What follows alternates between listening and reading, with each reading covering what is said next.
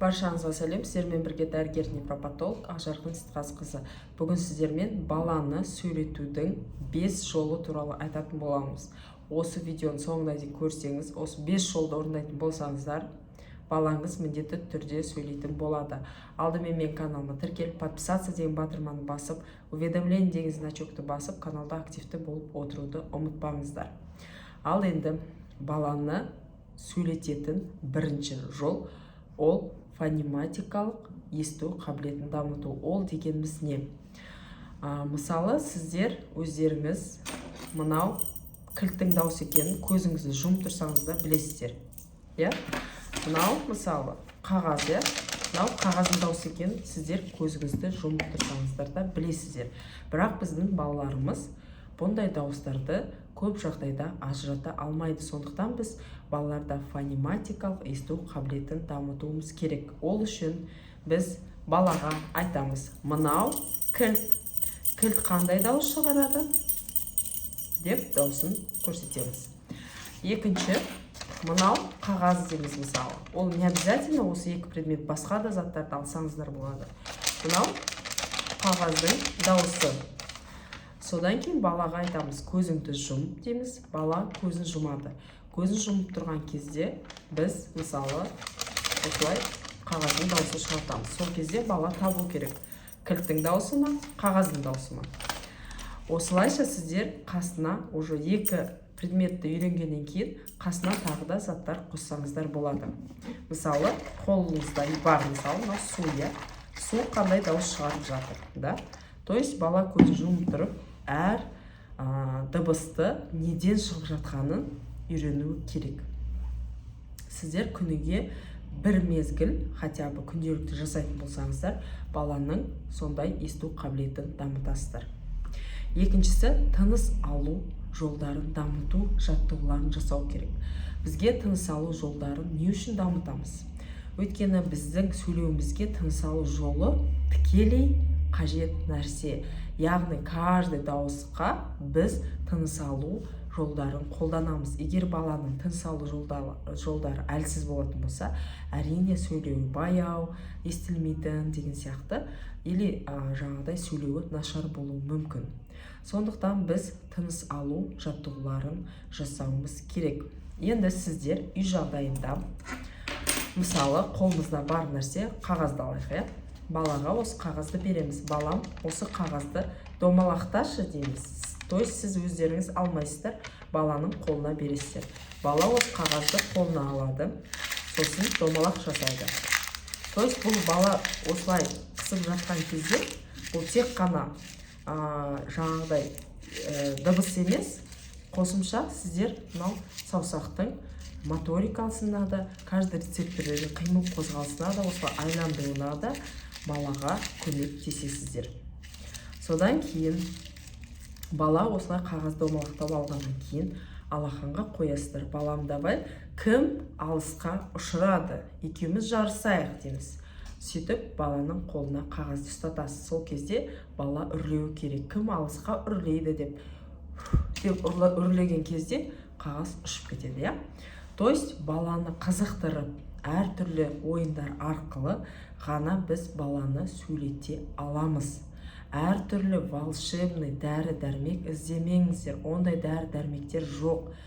Мысалы, баланы сөйлететін дәрі болатын болса, даже үлкен адамдардың өздері, мысалы, ағылшын тілімен сөйлескісі келсе, ағылшын тілінің дәрісін ішіп алып, ағылшынша сөйлеп кететін еді. Немесе Қытай тілінде сөйлегісі келсе, Қытай тілінің дәрісін ішіп сөйлейтін еді. То есть ондай дәрі жоқ. Тек қана бәрі ойын арқылы, сенсорный, моторный және ойлау қабілетінің функцияларын дамыту арқылы ғана сіздер баланы сөйлете аласыздар. Балаға былай істе деп приказном тоне айтатын болсаңыздар, балаларыңыз оны жасамайды. Балаларға тек қана ойын арқылы ғана жаңағыдай сіздер үйрете аласыздар сөйлеуді.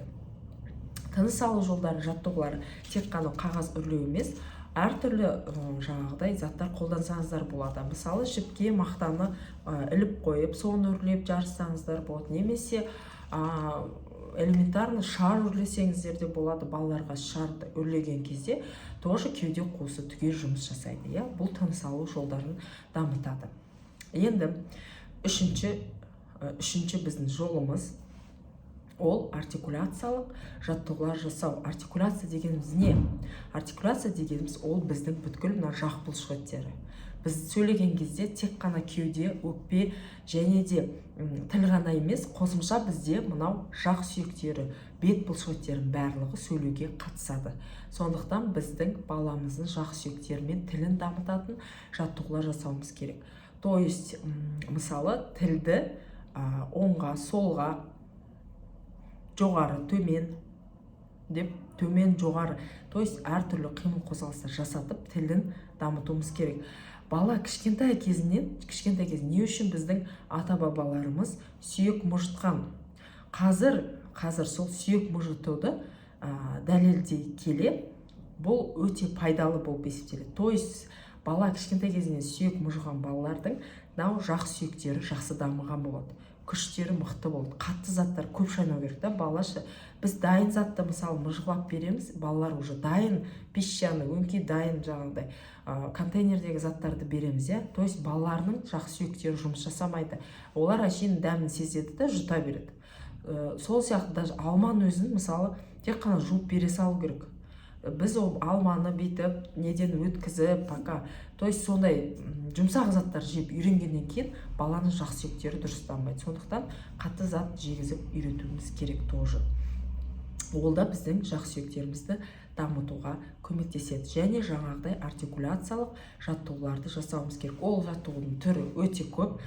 Іздене келе сіздер ол жаттығуларды неше түрлісін табуларыңызға болады. Келесісі ол үлкен және майда моториканы дамыту, төртінші жол. Ол қалай дегеніміз? Яғни майда моторика дегеніміз біз мынау саусақтар. Біздің саусақтарымыздың ұшында өте көп рецепторлар бар. Бұл рецепторлардың бәрі мимен және тілмен байланысты.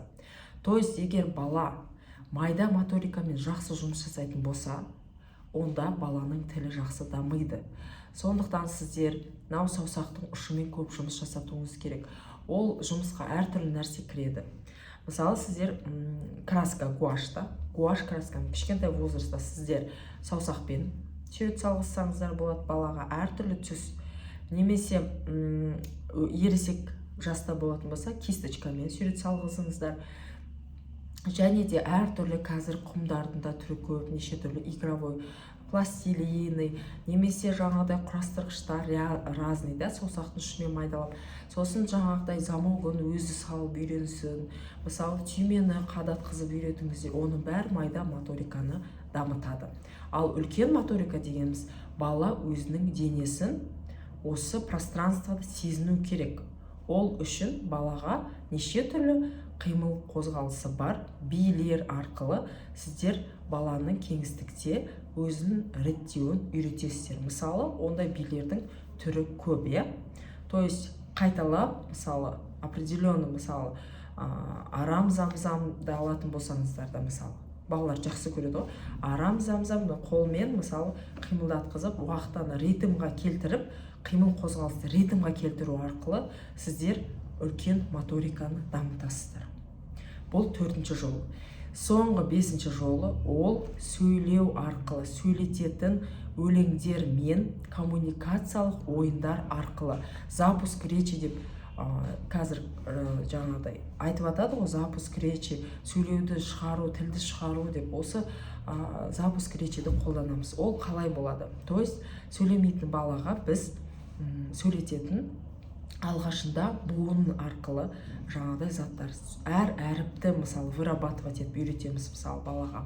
Ол кезде, допустим, даже элементарный осылай баламен ойнайтын болсаңыздар, у әріпі, а әріпі, то есть бала уже автоматически, сіз енді сен істе, мысалы сіз өзіңіз істейсіз да, сосын балаға айтасыз, сен істе енді дейсіз. То есть анау мультиктарда да бар ғой, вот ол да жақсы. Немесе тығылыспақ ойнаңыздар. То есть бетіңізге орамал жауып, или там ку-ку, там еще что-то, сондай сияқты сөздерді айту арқылы бала да ку-ку деп айта бастайды уже. То есть ол сізге ілесе бастайды.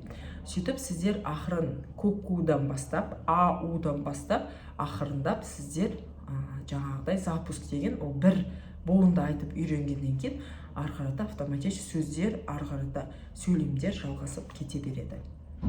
Келесі коммуникациялық ойындар деген жаңағы айттым, иә. И өлеңдер жаңағы мысалы қуыр-қуыр-қуырмаш не үшін бізге айтамыз? Қуыр-қуыр-қуырмаш, балапанға бидай шаш, бас бармақ, баланы үйрек. Осылай сіздер айтып отқан кезде балада бір жағынан есіне сақтай бастайды, екінші жағынан сіз үндемей қаласыз да, ары қарата қандай дейміз, сол кезде бала қайталап айту керек. Бұл да жаңағыдай баланы сөйлеуге ынталандырады. Немесе өзіміздің қазақтың мысалы алма кетті домалап, көше бойын жағалап деген сияқты осындай өлеңдерді сіздер балаларға бірінші жаттықтырып, содан кейін барып балалардан соны жаңағыдай талап ете аласыздар. То есть қорытындылай келе, мысалы сіздің балаңыз сөйлемейтін болса, волшебный таблетка іздемеңіздер. Тек қана ойын арқылы, сөйлесу арқылы балаңыздың деңгейіне төсіп, сөйлескенде сіз жоғарыдан төмен қарап сөйлесетін болсаңыздар, бала ол естімейді. Сіздер көз контактіге түсіп, то есть баланы көзіне тіке қарап сөйлеулеріңіз керек. Содан кейін барып бала сізді қабылдай бастайды. Бала кішкентай кезінен іште жатқаннан бастап сөйлесу керек. Жаңағыдай емізіп отқан кезде көзіне қарап отырып сөйлесіп емізу керек. Емізіп отырып қазір телефон шұқылап отырамыз, иә, жас аналар. Сондықтан біздің балаларымызда туыла салысымен қолдарына телефон беріп қоямыз. Немесе телевизордың алдына отырғызып қоямыз. Телевизор, телефон, яғни әртүрлі қазіргі дамыған техникалардың бәрі сөйлеу дамуын кешіктіріп жатыр. Сондықтан обязательно бірінші кезекте балаларыңыздың түгел анализдерін тапсырып көріңіздер, ағзасында дефициттер бар ма, жоқ па, анемиясы бар ма, немесе витамин D жеткіліксіз ба, солардың барлығын орнын толтырыңыздар. Және де балаға жаңағыдай сотовый мен телевизорды көп мөлшерде бермеңіздер. Сотовый телефонды 3 жасқа дейін желательно вообще бермеген дұрыс. Телевизор жарты сағаттан артық бір күнде көрмеген дұрыс 3 жасқа толмаған балалар. Егер көп телефонда немесе телевизордың алдында отырған балалар болатын болса, оларда көп жағдайда жаңағыдай сөйлеудің кешігуі болуы мүмкін. Осы кеңестер, осы жолдар сіздерге пайдалы болған болса, міндетті түрде бұл видеомен жақындарыңызбен бөлісіңіздер. Сұрақтарыңыз болса комментарияларға жазыңыздар. Тыңдағандарыңыз үшін рахмет. Балаларыңыз ақылды болсын, дана болсын. Алла тағала барлығымызға сау және әдемі ақылды ұрпақ нәсіп етсін. Сіздермен бірге болған Ақжарқын Ситқазықызы, дәрігер невропатолог. Қош сау болыңыздар.